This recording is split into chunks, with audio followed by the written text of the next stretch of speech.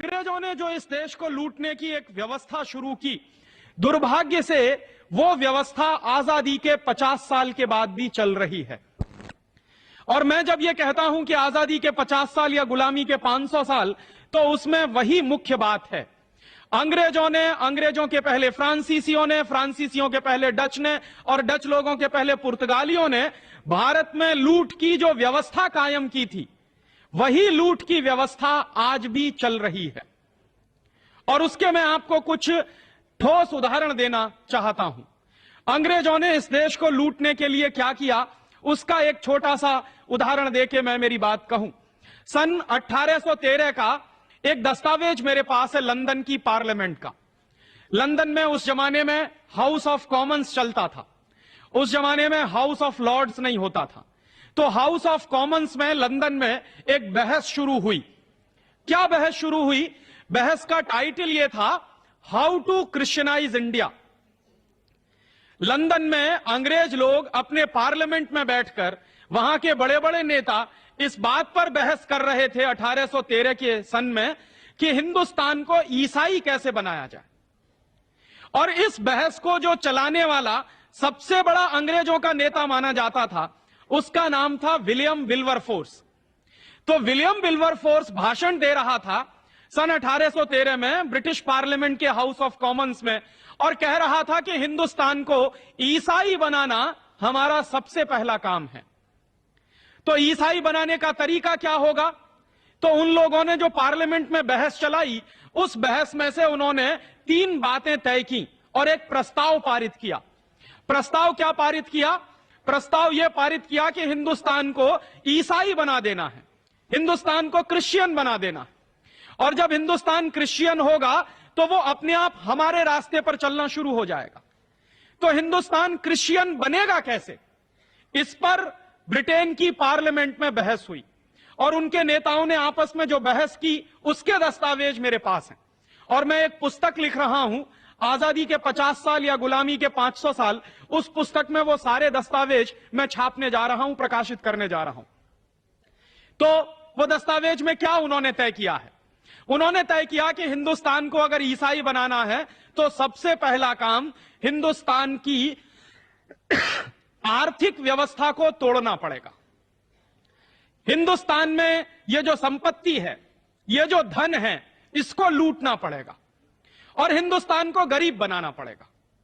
तो जब हिंदुस्तान गरीब हो जाएगा और जब हिंदुस्तान में भुखमरी आ जाएगी, तो यहां के लोग बहुत आसानी के साथ थोड़े थोड़े पैसे के लिए धर्म परिवर्तन शुरू कर देंगे। तो वो तय कर रहे हैं अंग्रेजों के बड़े बड़े नेता कि पहले हिंदुस्तान को आर्थिक रीति से खलास करना है, और जब यह देश आर्थिक रीति से खलास हो जाएगा, उसके बाद इस देश को राजनीतिक रीति से खलास करना, और फिर राजनीतिक रीति से जब यह देश खलास हो जाएगा, तब इस देश को सांस्कृतिक रीति से खलास करना, और सांस्कृतिक रीति से जब यह देश खलास हो जाएगा, तब इस देश को बहुत आसानी से ईसाई बनाया जाएगा।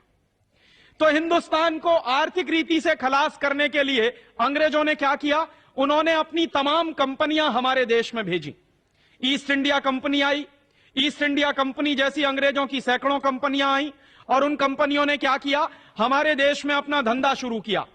तो क्या होता था कि अंग्रेजों की कंपनियों का माल बिकता था और हिंदुस्तान के गांव गांव में अंग्रेजों का माल बिकने लगा, और जब हिंदुस्तान के गांव गांव में अंग्रेजों का माल बिकने लगा, तो हमारे देश के लोग अंग्रेजों का माल खरीदने लगे, और अंग्रेजों का माल खरीदकर हमारे देश का पैसा लंदन जाने लगा। और जब अंग्रेजों का माल इस देश में बिकना शुरू हो गया, तो उसका एक दूसरा नतीजा और निकला कि धीरे धीरे हिंदुस्तान के सारे कारखाने बंद होते चले गए।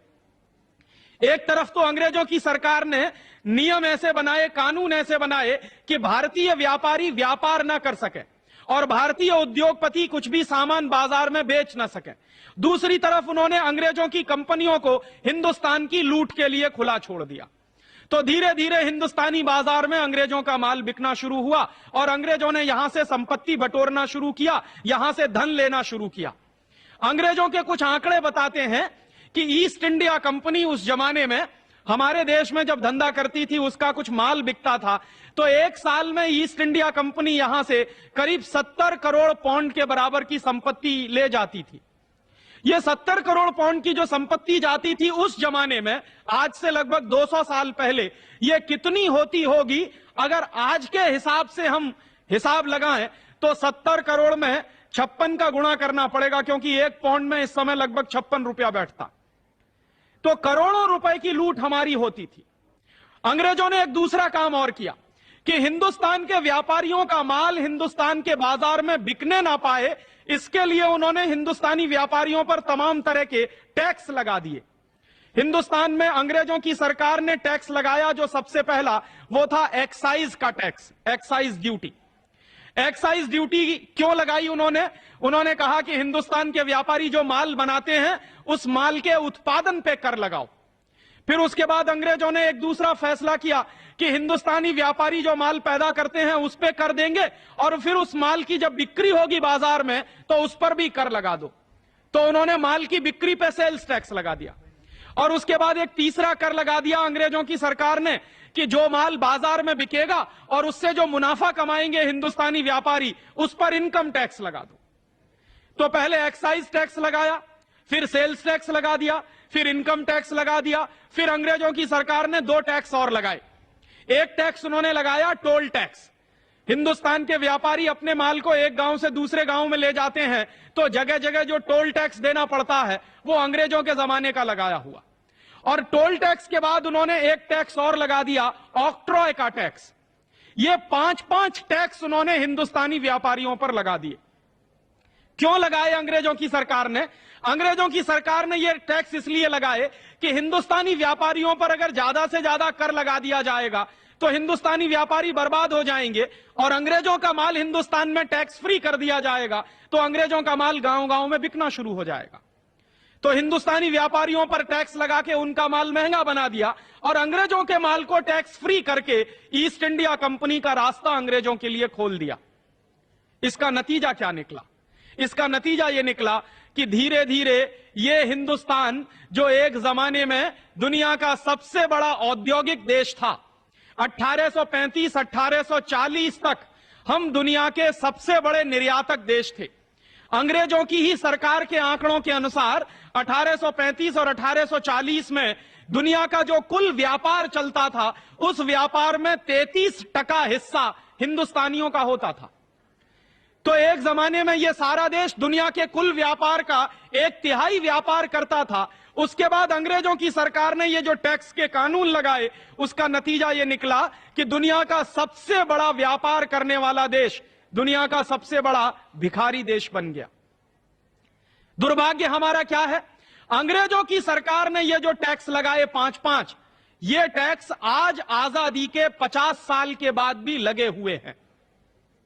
और मेरे मन में यही प्रश्न उठता है कि अंग्रेजों की सरकार ने इस देश पर इनकम टैक्स लगाया, अंग्रेजों की सरकार ने व्यापारियों पर एक्साइज की ड्यूटी लगाई, अंग्रेजों की सरकार ने व्यापारियों पर टोल टैक्स और ऑक्ट्रॉय लगाया, तो अंग्रेज तो चले गए 1947 में, तो ये कानून भी चले जाने चाहिए थे टैक्स के। लेकिन दुर्भाग्य से वो टैक्स के सारे कानून आज भी हिंदुस्तानी व्यापारियों पर लगे हुए हैं।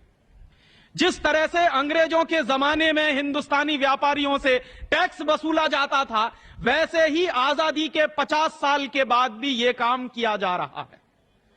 और इसलिए मैं मानता हूं कि अभी शायद आजादी आना बाकी है। और उन टैक्स के कानूनों के कारण जिस तरह हिंदुस्तानी व्यापारी बर्बाद हुए थे, वैसे ही आज हो रहे हैं। आज भी क्या चल रहा है? हिंदुस्तान में ग्लोबलाइजेशन और लिबरलाइजेशन के नाम पर विदेशियों को, विदेशी कंपनियों को खुली छूट मिल रही है, और हिंदुस्तानी व्यापारियों पर लगातार टैक्स बढ़ा बढ़ा के उनको मारने का काम चल रहा है।